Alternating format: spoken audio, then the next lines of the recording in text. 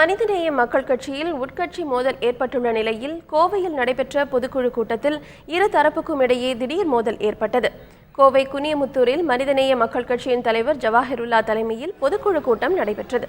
அப்போது முன்னாள் பொதுச் செயலாளர் தமூமின் அன்சாரியின் ஆதரவாளர்கள் திடீரென எழுந்து நின்று ஜவாஹிருல்லாவுக்கு எதிராக முழக்கங்களை எழுப்பியதால் இரு தரப்புக்கும் இடையே தள்ளுமுள்ளு ஏற்பட்டது.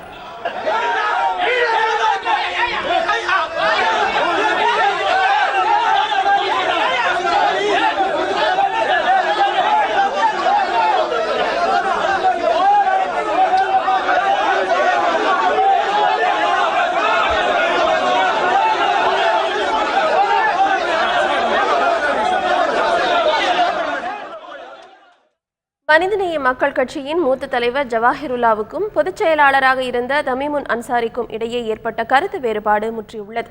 இதனைத் தொடர்ந்து இருவரும் தங்களது ஆதரவாளர்களுடன் இருவேறு அமைப்பாக இயங்க தொடங்கியுள்ளனர். இந்த நிலையில் இந்த மோதல் காரணமாக பொதுக்குழு கூட்டம் ஒத்திவைக்கப்படுவதாக அந்த கட்சியின் தலைவர் ஜவாஹிருல்லா தெரிவித்துள்ளார்.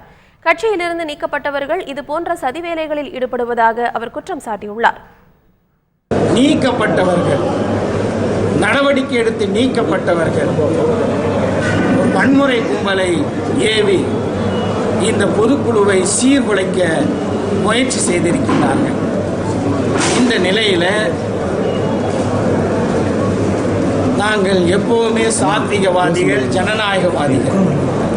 அந்த அடிப்படையிலே தான் அந்த சூழ்ச்சியை முறியடிக்கக்கூடிய வகையில் இன்று நடைபெறுவதாக இருந்த கோவை மாவட்ட மனிதநேய மக்கள் கட்சியினுடைய பொதுக்குழுவை ஒத்தி வைத்திருக்கின்றோம்.